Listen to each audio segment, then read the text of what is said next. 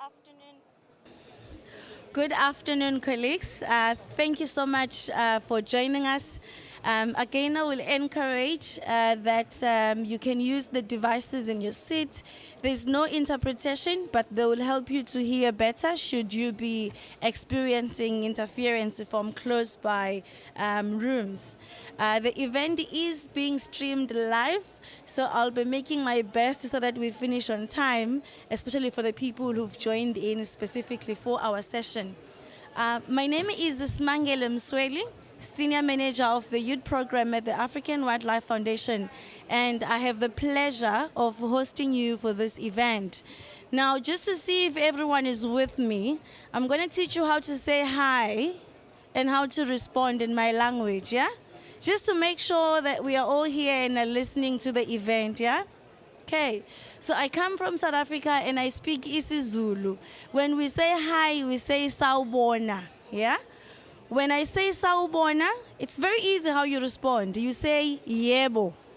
So let me see who's with me in the room. Sanbonani. I'm not hearing, yeah? It's yebo. So when I say sawubona is when I greet one person, because there's a lot of you, I'll say sanbonani. The response is yebo, yeah? Sanibonani. Okay, now you're all with me, yeah? Okay. And maybe just to acknowledge who's bringing us here today, part of the conveners for this event is AWF, which I come from, but it is the Africa Protected Area Directors Network. I'm not going to explain who they are because I have guests from the network and they'll do a good job in doing that, as well as working together with WWF. But what necessitated this event? I know a lot of people in the environmental space, we follow the Convention on Biological Diversity, right? There's this new global biodiversity framework which has a target on climate change. And we are now here at the COP, and even though you don't have a standalone agenda on biodiversity and climate change, you start discussing adaptation, it comes up, yeah? And a lot of the issues that we are pushing for in these conventions are the same. Resource mobilization is a common issue with the same context and understanding. And for those of us who work in the space, we do know that healthy ecosystems are very important in addressing climate change, and equally that climate change is affecting ecosystems and wildlife. So these two are related, and we do need to be seeing that synergy both in the policy work but equally in how we practice them. And in the event today, we are going to be diving deeper on why is this nexus very important, and of course speaking in the context of protected and conserved areas. And then equally we will be discussing how does it look like in practice to address both biodiversity loss and climate change in tandem. I am not the expert, however, yeah, which is why I have panelists and speakers. I am just the host. So to start us off, allow me to invite our first guest who's going to be giving us a keynote in really unpacking how these two are related, why they are important, and why we need to care. Now, to do this, I will invite to the stage to join me here in front Dr. Fulton Mangwanya from Zimbabwe, representing Zimpax. Doctor, over to you and welcome.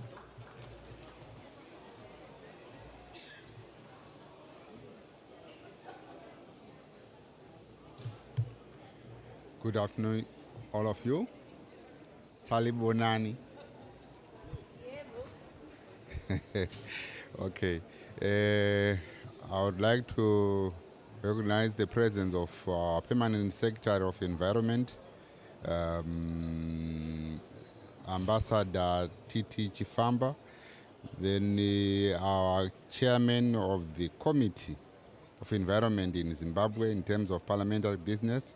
We have Mr. Mtema here, Honorable Mtema. We have officials from Zimpax. Some of them will be panelists, and all others who are here present. Good afternoon to you all. I stand before you today representing the constituents of Africa protected and conserved areas. And I feel honored to be co-chairing a forum with the dedicated leaders responsible for Africa's protected area estate, a vast estate comprising over 8,600 plus that are critical to the strengthening of our adaptive capacity resilience, building and ensuring sustainable greener future. Some of you may be unfamiliar with the term APAD. So let me briefly introduce us. The Africa Protected Area Directors Network, known as APAD in short, is a forum that was created by protected area authorities like our Zimbabwe Parks and Wildlife Management Authority, alongside the Africa Wildlife Foundation, and that was in 2020. APAD has three broad objectives, all focused on the sustainability and conservation value of protected and conserved areas, which are sustainable finance, climate resilience, and cooperation mechanism, which is Ujamaa Harambe working together. While all the objectives are relevant in the UNFCCC, what brings us to this forum and processes is our concern about the vulnerability of protected and conserved areas and our conviction that their adaptation and mitigation potential is still untapped.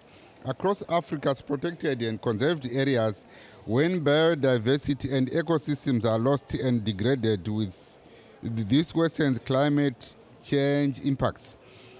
No one feels this pinch more than vulnerable communities who have relied on Africa's rich and productive biodiversity for centuries and longer, and wildlife that are increasingly threatened by unsustainable production and consumption patterns globally.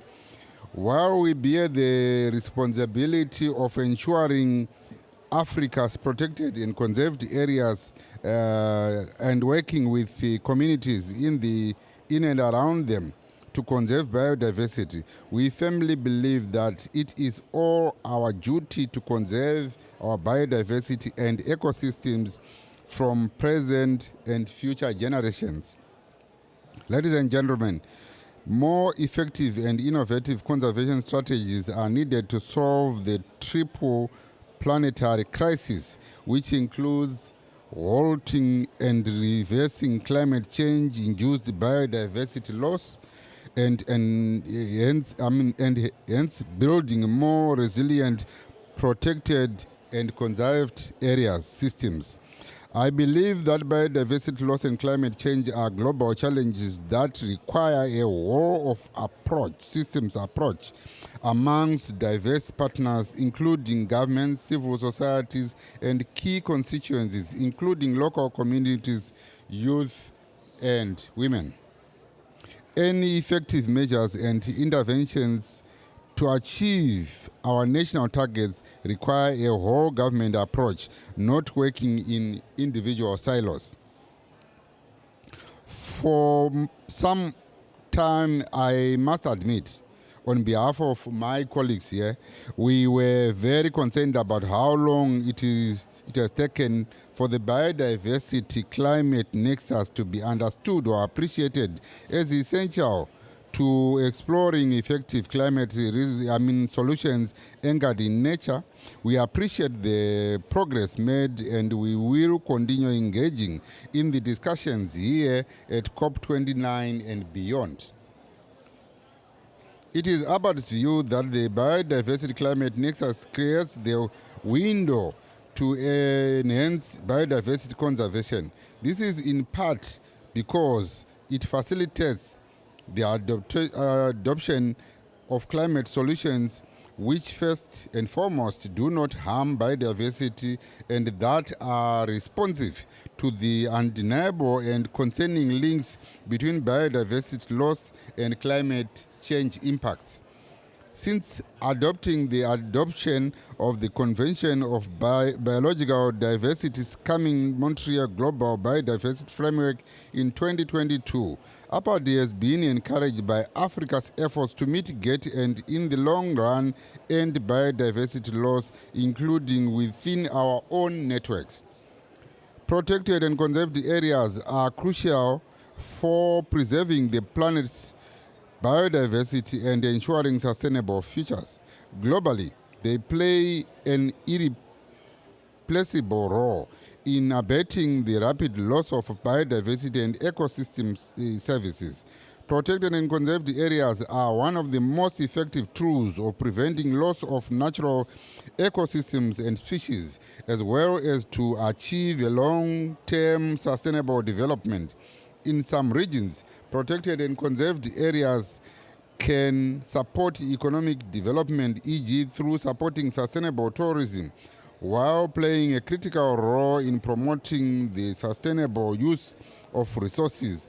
Protected and conserved areas also have a major role to play in climate resilience, both by storing and sequestrating carbon, while appreciating the importance of the global stocktake as a milestone in the implementation of the Paris Agreement and the messages that parties should deliver to the world about the role of nature and biodiversity to address the climate emergency.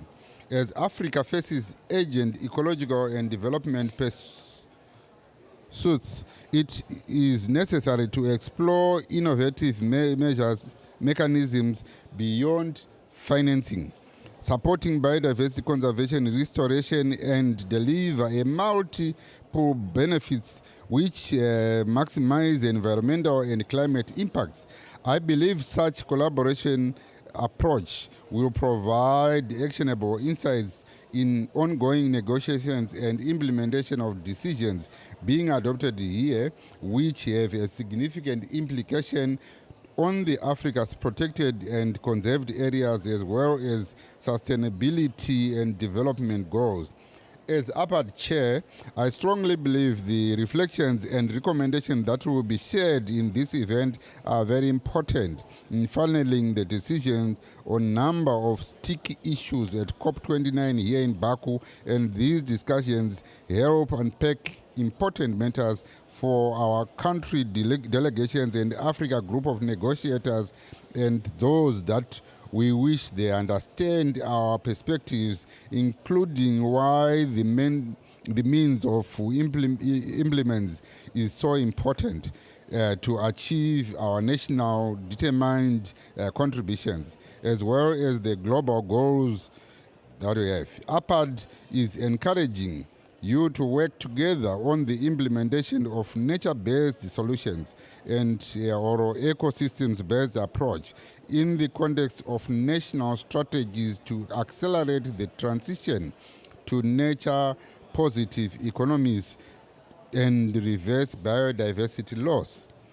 We hope today's discussion will convince you and long-term actions for climate resilience must be adopted.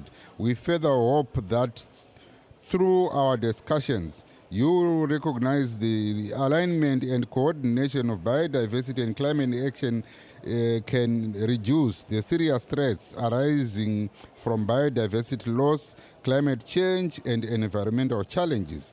We invite you all to work with us to develop ideas and solutions that make climate resilience a reality for present and future generations. In your various capacities, you can support combating land degradation, reversal of biodiversity loss, restoration of ecosystems, reduction of waste impacts of climate change, fostering climate resilience developments, enhancing international cooperation between parties, stakeholders, and across multilateral environmental conventions. So on behalf of APAD and our supporting partners, which are AWF and WWF, I thank you all for being part of this discussion. Happy and progressive deliberations. I thank you.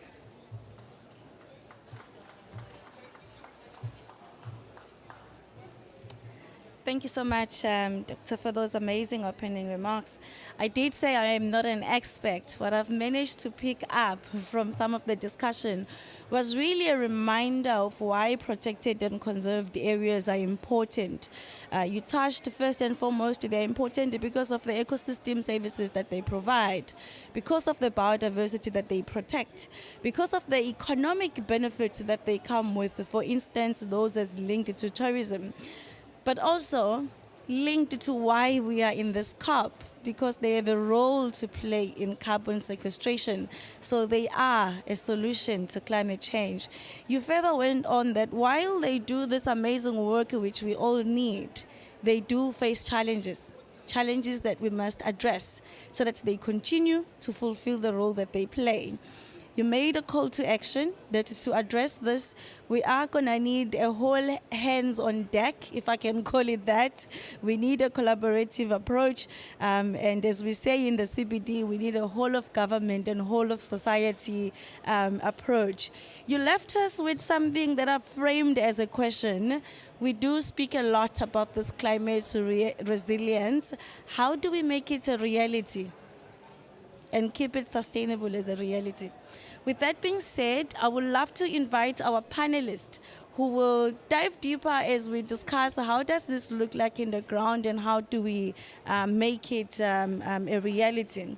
The first panelist that I will invite us to join us in the floor will be Mr. Jonas, who comes from Cameroon as part of WWF. Looking around the room if our guest has arrived. All right. As soon as they arrive, I'll bring them to the front. Our second panelist is Yves Shema, who comes from Rwanda and works for C4 Ecraft. Now, a lot of you who do restoration, there's very little opportunity that you do not know who they are. Yves, you may take the floor. Yeah? And the next panelist, I promise you, I love Zimbabweans, yeah? But the reason why there's a lot of them here, it's not because they are my only favorite country in Africa, but it's because they have a lot of best case studies to share. So I will invite another panelist, Prof. Gandiwa. You may take the floor in front as well. And since we've heard from our keynote address that came from Zimbabwe, I'm going to start with Yves Shem here, right? And Yves is a young professional. We speak so much about a whole of government and whole of society approach, and we do know that 70% of the population in Africa is under the age of 35. So if we are to be successful in the work that we do, it is one of those demographics that are part of this whole of society approach. I'll pose two questions to you, Yves, which you can take in any order, right? The first one will be, why should youth in Africa and worldwide actually be concerned about biodiversity loss and its relationship to climate change? But also, secondly, how does the work that you do in the ground address both of these issues in tandem? Over to you. Thank you, Sima. Thank you so much for attending. And I'll start for the question one. Why should youth be concerned? Like you said, it's 70% of the population in Africa is youth. And biodiversity crisis and climate change, I call them twin crises. There's no way you can address one without addressing the other. And this is threatening the lives of the livelihood of our future. So we are youth. We are more likely to inherit this threatened world. This future that has these all crises. When you look at the agriculture, for example, when you look at one sector like agriculture, where Africa depends on agriculture, 60%, we depends on agriculture, and climate change itself, by rising the temperature, threaten that agriculture. I would answer that on trying to say something about pollination. When we're talking about biodiversity, we're talking about the animal, those pollinators, those are the bees, those are the butterflies. Pollination is this process where trees and fruit, the male trees transfer the pollen glands to the female so that we can have those fruits to eat. So those pollinators are being threatened because of the climate change, because of the rise of the temperature, which again comes to threatening agriculture that we rely on. Particularly in Rwanda, 70% of employed persons are in agriculture. So if we don't address these two, we are not heading anywhere. So as a young generation, as youth, who is more likely to inherit this world, we better be concerned and we better have something to do.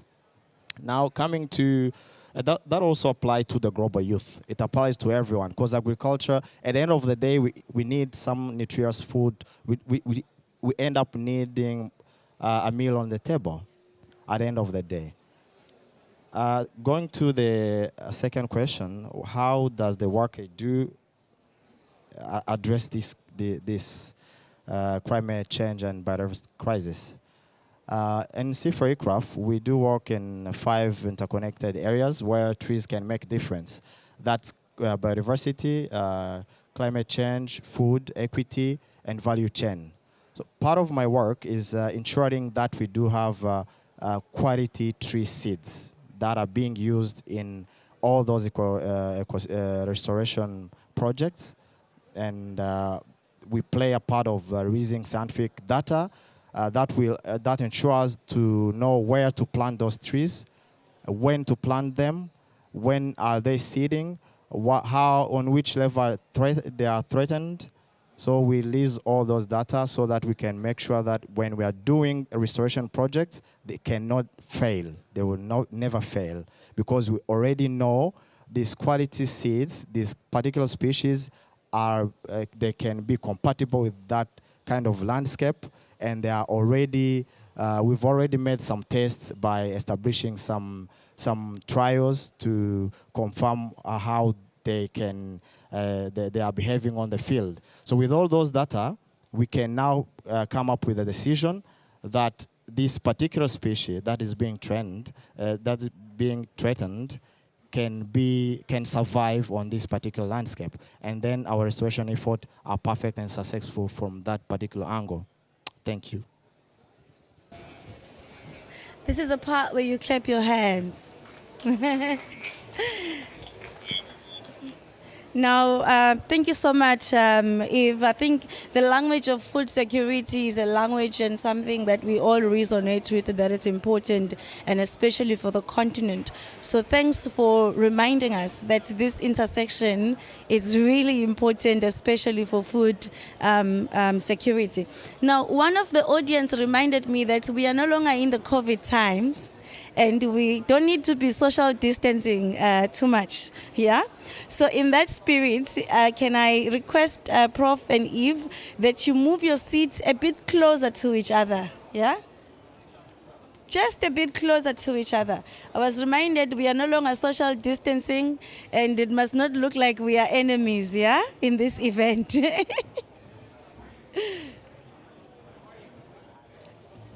Thank you so much, yeah? Eve has taken the first step. I'm waiting for the Prof. In the spirit of working together, yeah? Thank you. And Prof, I'm going to jump straight to you. Eve has started by telling us, you know, in the ground, how some of these things look like. And Dr. Fulton started really with telling us at a continental level, right, with protected and conserved areas. But I would now love to dip really to a national level into a case study, right? In Zimbabwe, how are you working to promote climate resilient actions in protected and conserved areas? What are some of the lessons or best practices that you are seeing that you think, you know, really would be useful for a lot of other of the stakeholders to know about? Thanks, and over to you. Thank you very much for your question.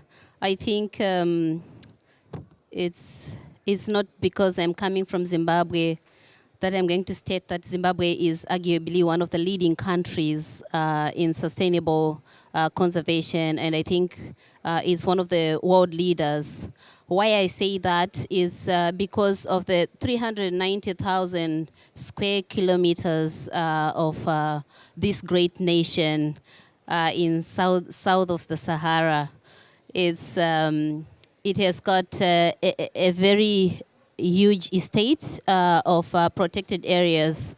But because of the wise leadership that we have in the country, and for a long time, they saw it fit that we do not confine our conservation agenda to the protected area estate, but we pursue that agenda to the conserved areas, which other people might call the other effective area-based conservation measures, which are the areas that are surrounding protected areas. So, and that is supported by a very robust policy and legal framework, which we continue to review and adapt as a country, so that we align it to the various decisions and resolutions that are continuously, that we adapt in various global multilateral environmental agreements that we are party to, which our government ratified. So we continuously review that legal policy framework. And this dovetails directly to our strategies at national level. Of course, we do have the National Biodiversity Strategy and Action Plan, but we also have our National Adaptation Plan, which specifically mentions the role of biodiversity and our forest systems as an important ingredient to achieve our nationally determined contribution within the framework of our national targets, to join hands with the global community to make sure that Zimbabwe is also supporting a resilient socio-ecological system, which not only supports our conservation agenda through the biodiversity lens, but also supporting the people that are living in some of the biodiversity-rich areas. So through the framework of the policy tools that we have, I think there is what I would call, if it was under the Convention on International Trade in Endangered Species on wild flora and fauna, we call it Category 1. And that means that it's the best that you can find in the region. And there is no a country or any institution that we have seen has made meaningful impact in terms of advancing climate resilience and biodiversity conservation without a supportive legal and policy framework. And I think that is really something to write home about. And then when it comes to implementation, it doesn't necessarily end at having strategies, policies, and a cocktail of instruments. They need to be implemented. And I think we are one of the very unique countries that since 2001, the Parks and Wildlife Management Authority, which is a government arm that is leading the biodiversity conservation in our protected areas, was privatized into a parastatal. It graduated from being a department in a ministry to parastatal, and it adopted a self-financing mechanism and the government support by making sure that the revenue that is generated by Zimpax is ring-fenced to support conservation. And that model has really stood the test of time. And even during the economic crisis induced by COVID, we have seen that it actually didn't shake us a lot when we compare to those other institutions that relied solely on government grants. We have also been mobilizing resources to make sure that the various protected area plans and also the integrated plans that go beyond the protected area network are effectively implemented. And that also means that we don't just tick boxes to say we have the national plans for both climate and biodiversity, and we do have the strategic plans that guide our priorities for that particular period, which are chained to the National Development Strategy. Currently, Zimbabwe is pursuing Agenda 2030, which is to become an upper middle income economy by 2030. And that means we need to sweat the assets, including the natural capital that our country is endowed with, to achieve the aspirations of our people, but also meeting our obligations even at regional level. And talking of regional context, where Zimbabwe is also advancing both conservation and development, Zimbabwe is currently the chair of the SADC, the Southern African Development Community, and there is also a cocktail of various protocols and also strategies that we are joining hands with neighboring countries to make sure that we effectively pursue conservation and developmental aspirations beyond the boundaries. Because just like climate, also even wildlife and other biodiversity, they do not know any boundaries. What affects one country also affects the other. So through the SADC TFCA program, which was born out of the Protocol on Wildlife Conservation and Law Enforcement, this TFCA program, Zimbabwe, is a party to about 6 such initiatives, including one of the biggest, which is the Kavango-Zambezi Transfrontier Conservation Area. And more recently, last year, our government signed an agreement with Zambia establishing the Lower Zambezi Manapos TFCA. And also this year, in July, our head of state in government, Comrade Dr. Edim Nangagwa, signed the Zimoza TFCA agreement. So we have seen that through the TFCA program, talking resilience in terms of climate, it has got multiple agenda and also various streams of intervention, including diversification of the livelihood options for some of the poorest of the poor. And it's sad actually to say that, because it's a paradox that where we find the richest areas in terms of biodiversity, that's where you, unfortunately, when you superimpose those areas with the poverty landscape, you see that actually those are the red zones for poverty. So it ranks high in terms of priorities. So we are developing what we call livelihood diversification strategies across different land uses, but also across different sectors. Therefore, it's not just a nice thing for us as Zimbabwe to follow the whole of government approach or the whole of society approach. It's actually a necessity. It's something that we have to do. It's not something that would be nice if we do it. It's actually the way of doing business. And we have seen this really transforming our lives, and we have seen an improvement in various instances in terms of investment in ecotourism initiatives and also conservation agriculture. And very recently, I'm pleased to share that there was actually a water body. I think it's the longest dam in Southern Africa, about 9 kilometers long, called Maitengwe. It's in the southern part of one of our biggest national park in Hwange, called Maitengwe. It breached about 10 years ago, and through the TFCA program and with support from the German Development Bank and other partners, we were able to repair that. And for the first time last season, it's still holding water until now. And you can imagine what that means to the local communities that are living in proximity or around that water body, and also for the wildlife, considering the El Nino effect that has been really affecting our region. So we have seen the practicality of pursuing the TFCA agenda or the TFCA initiative to transform livelihoods whilst also achieving the biodiversity convention. And maybe one of the last points that I would want to explain is really the role of local communities in our conservation.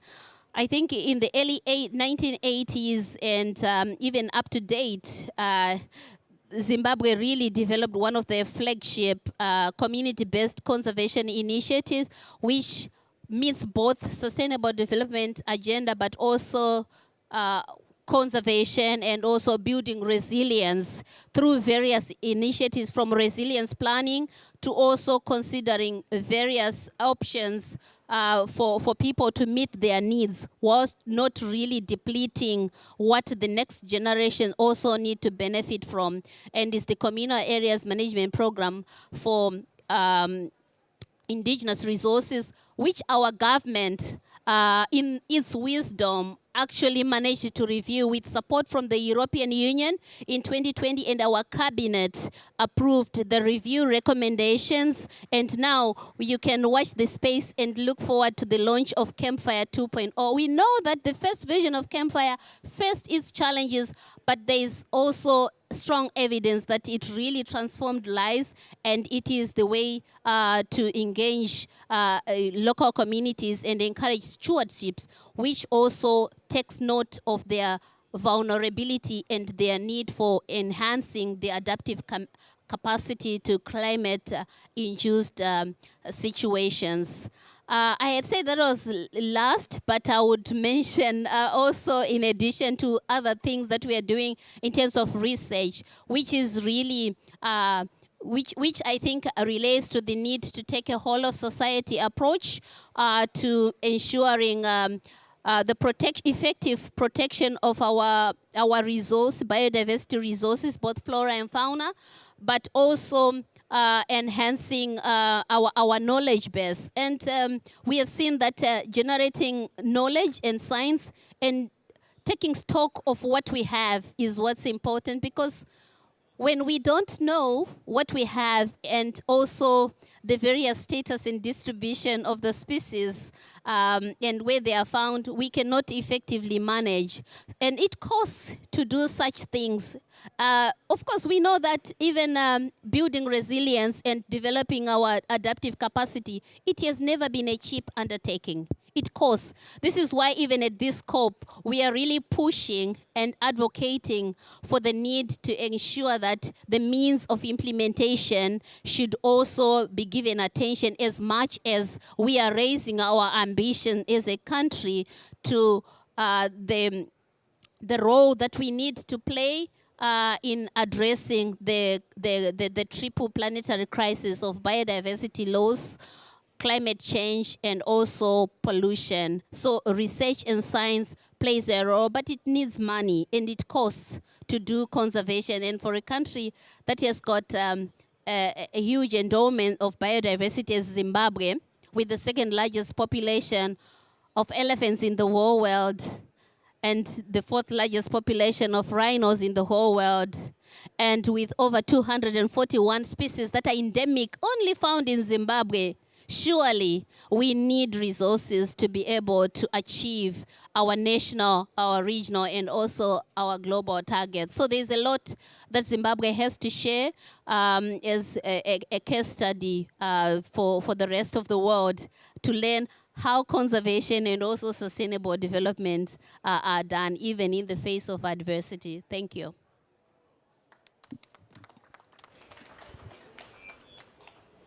Thank you so much, Prof, for sharing really the experience of Zimbabwe. And I've made a very long list of some of the factors that are very key to take into account. And maybe in the context of case studies, I'm going to go to our last speaker who has arrived, who's going to intervene from where he is sitting. And really, I'll be posing the question of WWF, where you work, right? In practice on the ground, how are you addressing biodiversity loss and climate change through the landscape work that you do? And what are some of the lessons that you think, are really key for everyone to take into account? I see the good doctor has created a space for you in the front, so you are welcome to go take your seats in the front. Yeah, and maybe if you can try and give us, I'm sorry to do this to you because I'm towards the end. If you can be giving us that context in maximum 5 minutes, yeah? Thank you so much. Is it possible to speak in French? Unfortunately, we don't have translation. Ah, okay. Yes. My English is not very good, but I am Yeah. trying to speak a little bit. Thanks. Okay. Look, in the WWF, we not that in the field, the capacity of developing and resilient activities, climate activities with the local community, with the indigenous people, are facing the to the difficulties of financing. Is the more problem how we can finance the resilient activities in the field, in the landscape. This is the first problem. The second is that many people in the field don't know how they can manage to be able to adapt in the climate impact, climate change impact in the field. And the other thing is the landscape. It's not only the people, it's the biodiversity and the world landscape have a problem of resilience because when we look at about elephant, you know that in some place the elephant where the elephant have the water, when the elephant have the fruits, today most places don't have water, don't have fruit, don't have anything. And the elephant are going so far from from the village to destroy many plantation and others. This gives to us the key, what can I say, the context of the climate resilient in the landscape. But to fast on this, we develop, we first of all build the studies about vulnerabilities. Vulnerability of communities, vulnerabilities of biodiversity and fauna and wildlife. And after these studies, we build the plan to give some solution on this problem. But you cannot be able to give some solution without money. And if you start to build a action only for one landscape, it's very difficult. We organize some studies with 3 landscape in DRC, in Gabon, Cameroon, Republic of Congo, calling Tridom landscape, and Central African Republic, Gabon, Cameroon, and Congo, calling TNS landscape. And with these 3 landscape, we look how mechanism we can put in place to mobilize funding to be able to develop to finance the activities about climate resilience of people and wildlife.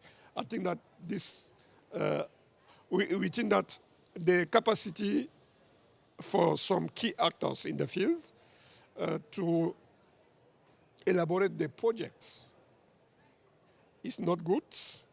The capacity to have to mobilize money locally. It's not easy. The capacity to coordinate world action in the landscape is not strong because many of administration don't have the budget to do this. And we now build some initiative calling HIFI, High Integrity Forest Finance Initiative, to be able to mobilize more money to finance this aspect and to give in the capacity to the government to have more money for economic transition in the field. I think that I can give this element about our activities in the field. Thank you so much. Yeah. I think all of us, when we went to school, remember the people when you write an exam, they're like, yo, it was bad, I didn't know any response. And they come back with 100%, yeah? Jonas does the same to us. My English is not good, yeah? And then he goes on and he drops powerful points. So thank you so much. And I think as we come to the end, and of course I'll give you an opportunity to ask questions. I asked a question in the beginning based on the statement by Fulton, and the question was, how do we make climate resilience a reality, right? And in the context of this event, how do we make climate resilient, protected and conserved areas a reality? And I will summarize some of the things I've heard that are important to make it a reality. One, it was clear that we need political will and the leadership that is invested and committed in making it happen. Secondly, we need national strategies and plans so that we have clarity of what we want to do. Thirdly, we need legal frameworks to guide the work that we do. Fourthly, we need a whole of society approach. And earlier on, we had touched this in the context of needing youth, but it came up that you also need local communities, yeah? The next point that came was we need the resource mobilization. But however, you shouldn't be relying on one source, yeah? I think we all have experienced that our government are already, there's sometimes a notion that our government are not investing into conservation, which is not true, because our governments, year after year, they make allocations. So it's a question of what are some other innovative strategies that we can put in addition to that, and we've heard great examples. Another point was we must recognize environmental issues know no borders. They do not require a passport or a visa. Yeah, they are transboundary in nature, and we must take that approach as we address this. There was a clear point that we equally need to be addressing livelihoods. There was a point that we need to be doing research so that what we do is informed by research. There was a point that also there is a lack of capacity in a lot of ways, and we need to be building that capacity. On my end, those are the points I've heard. I hope there's more from the floor. But before I close, I would love to take, I see hands are already coming up. I will unfortunately take maximum 3 hands, because we are at the end of time. Either it's a comment or a question that you have for our speakers. And I will take all of them at once so that we address them at once as we end. Collins, you can help me with passing the mic around, yeah? Thank you.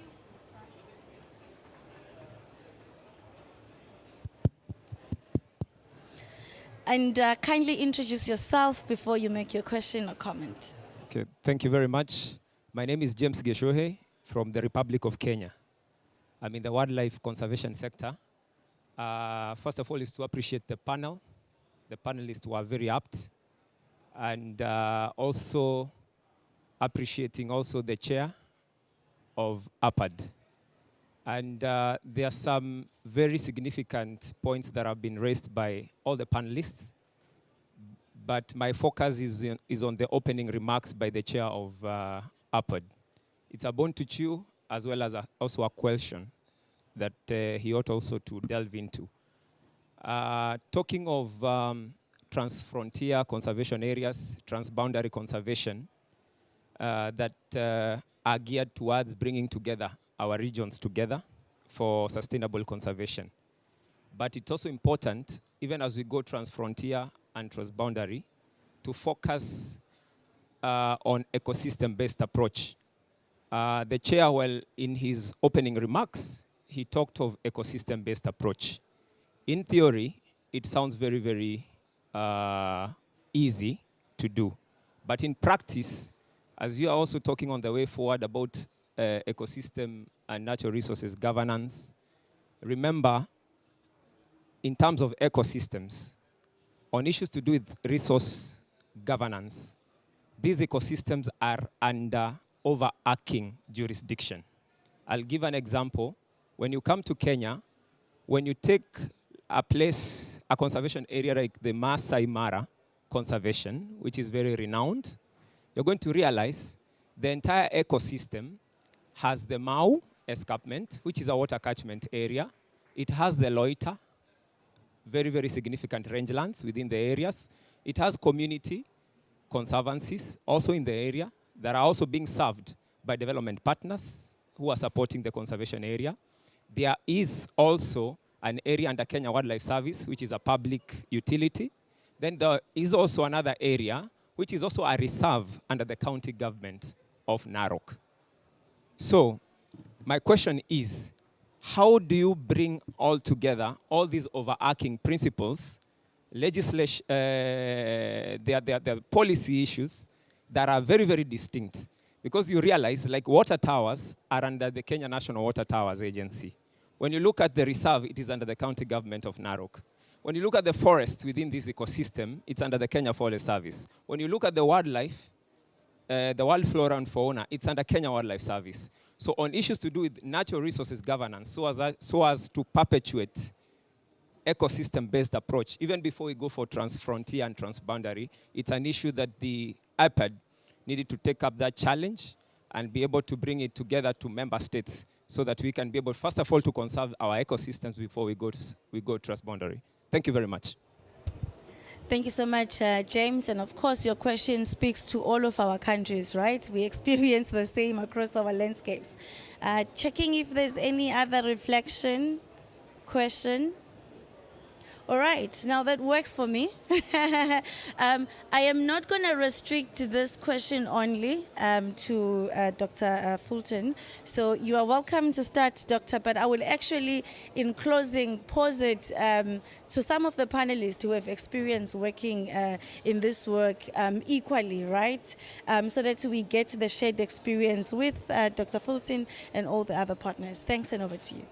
Thank you very much. Thanks for the question. What you need to understand is we now have a crisis as the whole world. And you know, when it comes to actually coordinating efforts for us to come up with one thing, it mustn't be something that can be a problem. Because we have the same situation in our landscapes in Zimbabwe, where we even have, you know, a landscape which is actually called Lower Zambezi Manaples, where we've got Zambia and Zimbabwe. We have got two countries, and again, we have got different land uses across the border. We have got also different land uses the other side. But it doesn't actually, it cannot be a problem to gather everyone and discuss and actually come up with one agenda, the agenda which is protecting the ecosystems and these landscapes. If we don't do that, those who are resisting will actually end up with nothing by the end of the day. So everyone is more than willing to actually put their heads together and fight this problem, the menace that we are facing of preserving the ecosystem. I don't know, maybe you have got some examples of other countries where there is resistance and what have you, but I haven't seen any resistance from the time I started doing this. We have got 6 transboundary landscapes in Zimbabwe. We have managed to actually talk to either side and everyone involved, and we are actually agreeing to the same cause of protecting the ecosystem. So when the problem comes, then maybe we can think of a new modus operandi. But as of now, everything is moving on smoothly. I thank you. So just summarizing what Dr. Fulton just said is that we appreciate where you are coming from, and it's certainly not an easy undertaking, but the institutional infrastructure that is in place in Zimbabwe, and also at regional level to have functional institutional infrastructure with committed leadership, nothing is impossible. It's not easy, harmonization of policies and doing things across boundaries within a country, but also across international boundaries. But we have seen that it's possible within the SADC region, and this is something within the Africa Protected Area Directors Forum. We're trying to share lessons and also learn together within the context of each country. Thank you. Thank you. Look, the transboundary questions and the capacity of mobilize more policies administration under the landscape is not easy. The experience we have for Tridon landscape mobilize 3 countries, is temporary for 3 countries. Is the Commission, Central African Forest Commission, calling COMIFAC, organize the discussion between the 3 governments to have an agreement, to have an institutional coordination of this landscape with the 3 countries. This is very important. Now, the EcoGuard can have possibility to go in to all zones in the landscape. If we have the criminal, we call it in French, c'est pour chasser le braconnage. Oui. Yes, the illegal poaching. To control the illegal poaching, to be able to secure the communities, because some people working on illegal poaching mobilize a key person in the village to accompany them to do it. But when we coordinate this with the 3 countries, it's possible to reduce this phenomenon. And it's possible to develop, to mobilize funding together. Up to now, we think that Tridom is the one landscape who have many donors, because the activities it built with the 3 countries, it's possible to develop some key action for the 3 countries and other. We think that if it's possible inside one landscape to have the coordination unit, not for all administration, but only one coordination unit. In this coordination, you have a social ministry, you have a wildlife ministry, you have a agricultural ministry, representative and other. This is possible to be able to have more results in the field. If this administration comes today, tomorrow is another one administration, after is this administration, it doesn't work very well. We think that it's possible to have one coordination per landscape, and this coordination have all the ministry have any interest in this landscape to work together to be able to secure the landscape, to be able to mobilize funding, to be able to finance the community livelihood and other. Thank you so much. Allow me to pose a closing question to all of our speakers, yeah?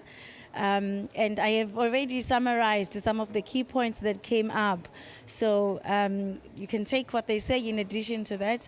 And I'll say, as they used to say in class, you do not repeat a response that your fellow classmates has mentioned, yeah?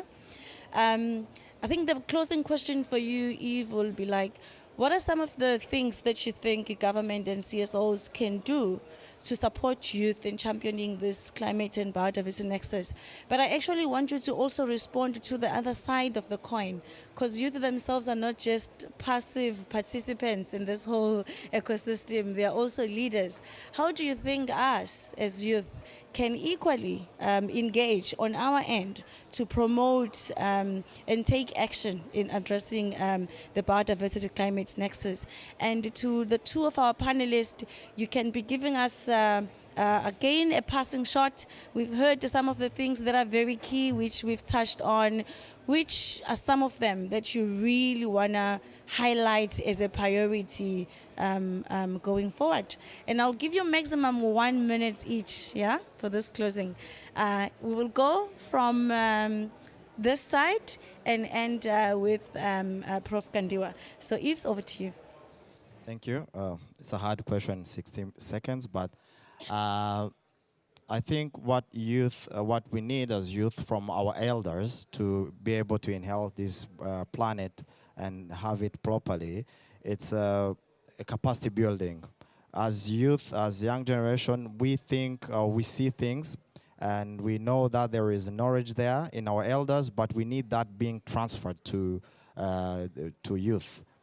I know some organization, government are trying, but it's not enough yet.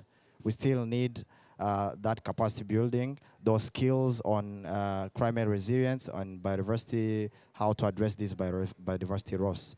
Last thing, challenge that I think youth also have is to engage themselves in, embrace the curiosity of knowing these topics.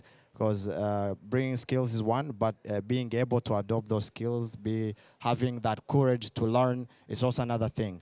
I would encourage fellow youth to have this curiosity of knowing what's going on, how is the climate change now what is the status of biodiversity loss. Thank you. Look, I think that the first thing we have to do is to be able to develop a collaboration between government with civil society and community-based organizations to transfer the possibility to this civil society and CBOs to be able to work in the field with the community, with the indigenous people.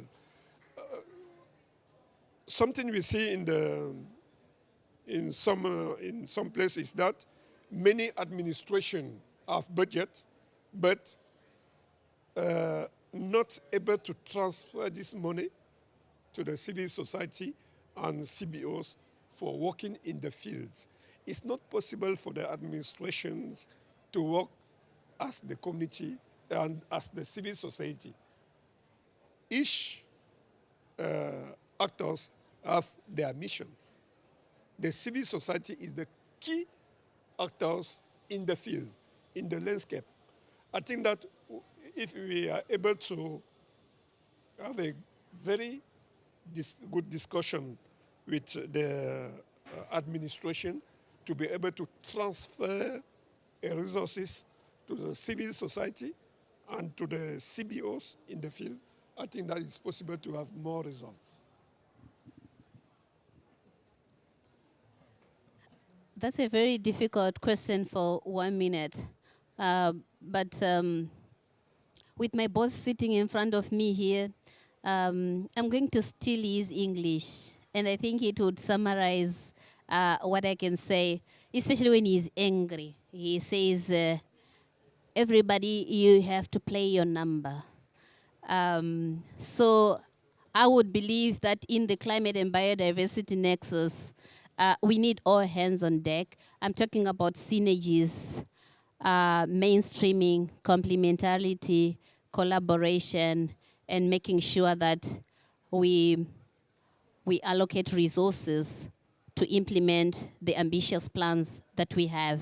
But everybody should know that they've got a number that they have to play, and we should stop talking to ourselves. We need all players in the room. We need all players in the playing field so that we can innovate and do things differently at a pace that is much faster than the climate change itself. Thank you. Thank you so much. I think in closing, I will be emphasizing that it is clear that protected and conserved areas are a solution to climate change.